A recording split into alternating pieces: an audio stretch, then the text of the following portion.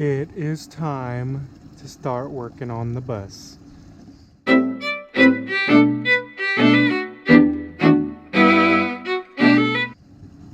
Currently got this antifreeze draining out into this nice clean bucket, and back there you can see my transmission is also being drained out. I wonder if it's going to fill up this whole thing or not.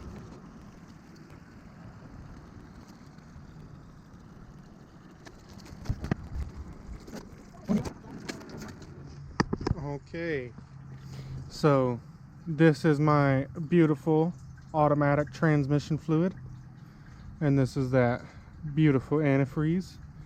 We're not going to be using this anymore, so this is free game. 5 gallons here. It looks like another 6 gallons here. There's probably another gallon in the motor, and there's definitely another gallon in the torque converter. So this isn't all the oil, but it sure is a lot.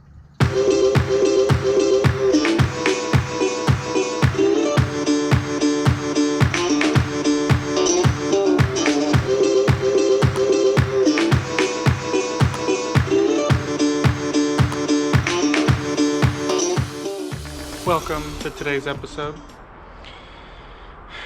Today we are doing a handful of things.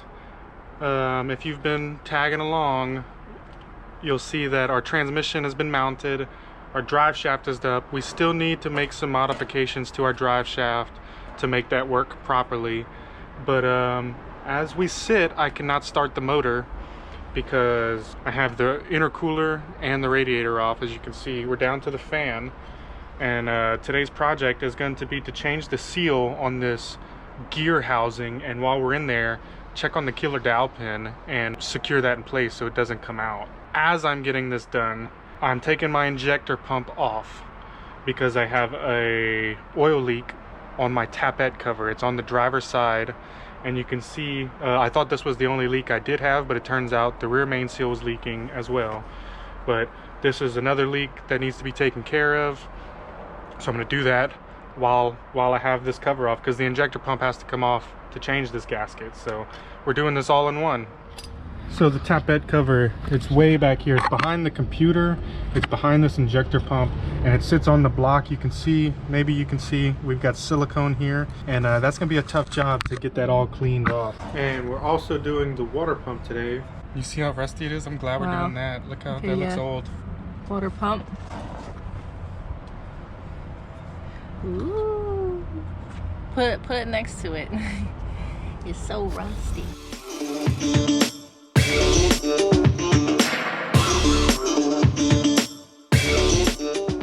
So this thing right here, just make sure you hold back up. What I did was put a pry bar and locked it onto a bolt that was behind it as I turned it. All right, so as you can see, I've got a lot of this stuff off now, and this is the cover that we're going to be taking off. The killer dowel pin, it will be in here somewhere. And you can see I have another oil leak. I had no idea this was leaking. You know, I could see all this oil everywhere, but I didn't know that it was this here leaking. So luckily the kit for this comes with a new seal for here. So yeah, glad we're doing this.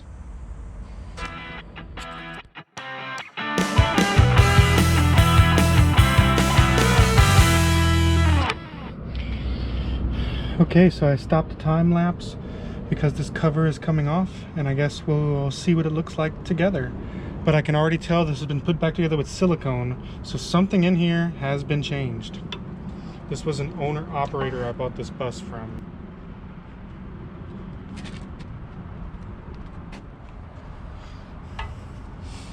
That's the killer dowel pin, baby. Oh, right there? Uh-huh. This is our killer dowel pin. This is on the 24 valve Cummins, so this is a year 2000, and the issue is most prominent in the 96 through the 98, 95 through the 98, somewhere around there. The video I watched, I believe his was a 96, and his was halfway out already, so they actually popped his out, and I'm not going to be able to get mine out of there. Mine's in there pretty good. So we're just gonna put a little plate over it. See how that works for us. So I'm gonna turn the motor over to line up with the markings. When you are doing this, it is very important for this timing gear and the VP44 gear to be lined up. I believe it's top center, but the gears are marked from the factory. It is wise to mark over them with some yellow or some white paint, something that you can see very clearly. But that's what I'm doing here, is I'm turning the motor over until it carefully lines up together. That way I can pull the VP44 off.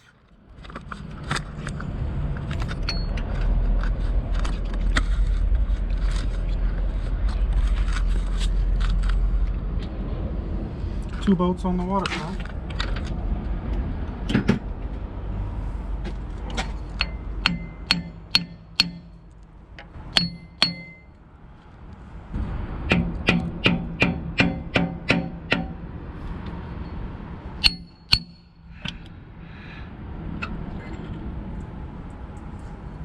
So the water pump still looks pretty good. You know, the bearing's still good. It still looks pretty good, still feels pretty good.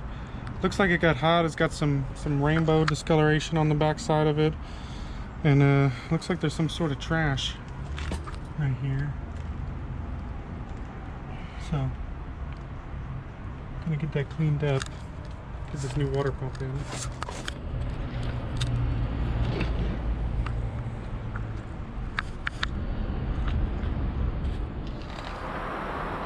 This is going to be my take 2 of water pump install. Don't be an idiot, take off the old gasket. And then maybe everything will fit up perfectly.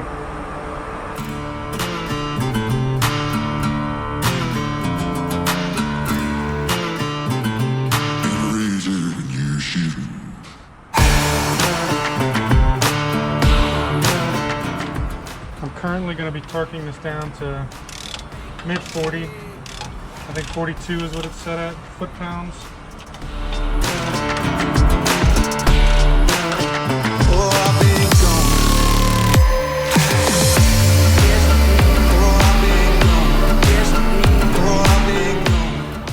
So now we got a water pump install. When you are removing this VP44, a lot of videos I watched, they removed all or some of these injector lines, and since I had a ton of room here, I did not take them all off. I loosened all of them up and I was able to just pull it out the way, but careful when you're doing this not to kink the line.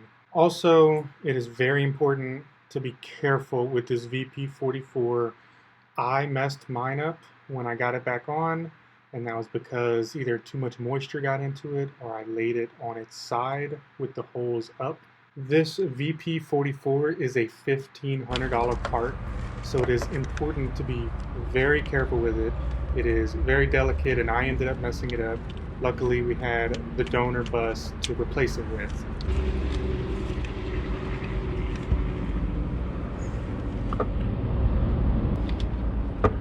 Of course that fucking bolt's gonna be in there. What a piece of garbage. Totally in the way. Okay.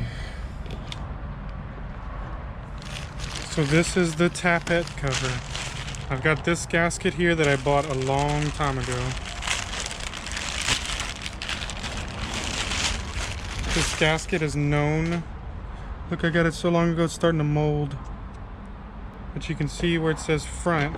I'm going to put this on the front side, and this I know is the front.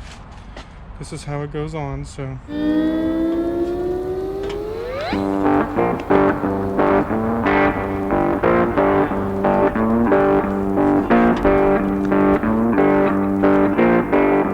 They sell aftermarket ones like this, but I don't really feel the need to go aftermarket. I don't feel like this engine's really gonna last us another 500,000 miles. Hopefully it will, but I don't quite see it, so we're gonna go back stock, even though, you know, the stock has issues. It's looking like I'm fixing to have an issue. I'm just gonna have to stretch it. Guess we're gonna stretch it. gonna flip it around because it's easier to see on the back side if it's clipped in or not, you know, properly. I do kind of like how snug it is. I think this is definitely backwards, so we're gonna take it off and start over. A few years ago when I noticed this leak, I ended up shoving silicone in all of these cracks, trying to stop it until I had the time to actually do this. So what I'm doing here is sanding down where the gasket meets the metal with some emery cloth. I hit this with a little razor blade beforehand, and now I'm gonna smooth it out.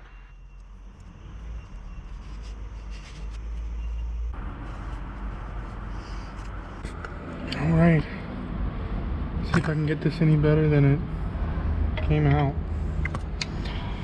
Doubt it. It's pretty rough.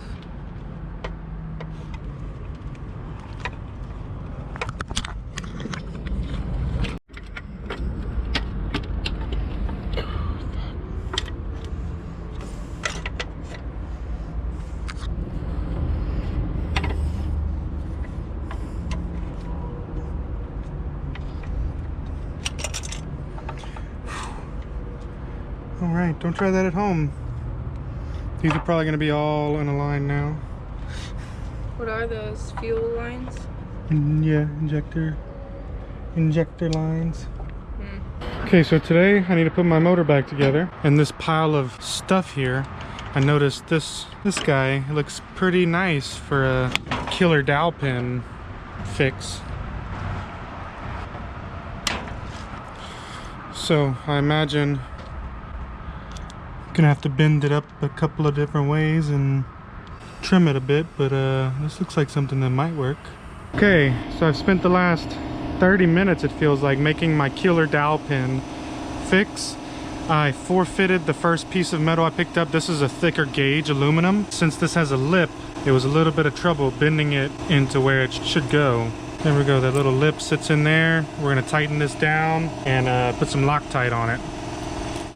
So as you can see, this seal was giving me quite a bit of trouble. I'm not sure if it was because it was a kit for a pickup truck and not for the bus specifically, but I did end up getting it to go in. What I did was I froze the seal and I heated up the cover, and then once I got that done, it went in pretty easy.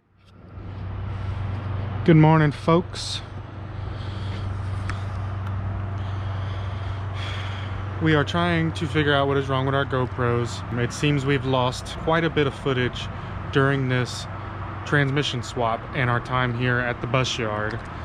So we are super unhappy with these GoPros.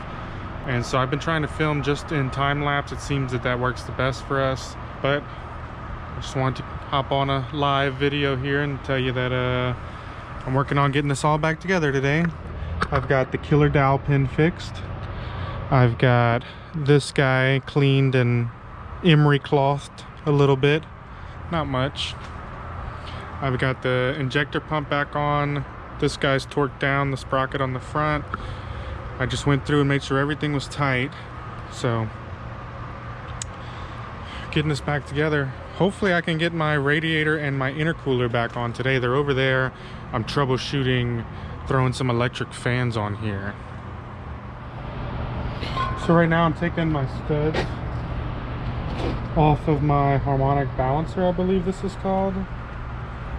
I am going to convert to electric fans. So what I'm doing is I'm taking two of the nuts, putting them back to back. I'm going to hold one down while I back out on this one, and it's going to tighten them up. Once they're tight, I can go ahead and turn the first one again, and it'll start undoing the stud. Works every time. You can also use this trick to tighten up studs where you need. Now that it's loose, I'm gonna break them both free. And I'm gonna do it again to the next one while I have one more stud to hang on to.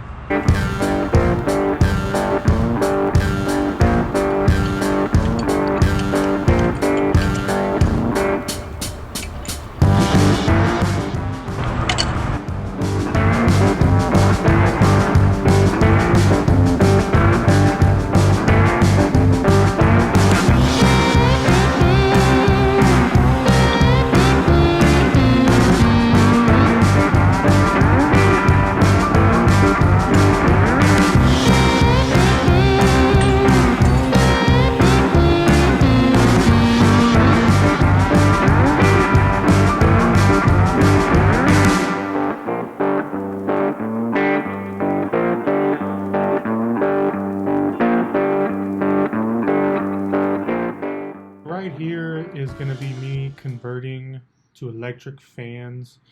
I'm just mounting them with just a plastic zip tie type radiator tie.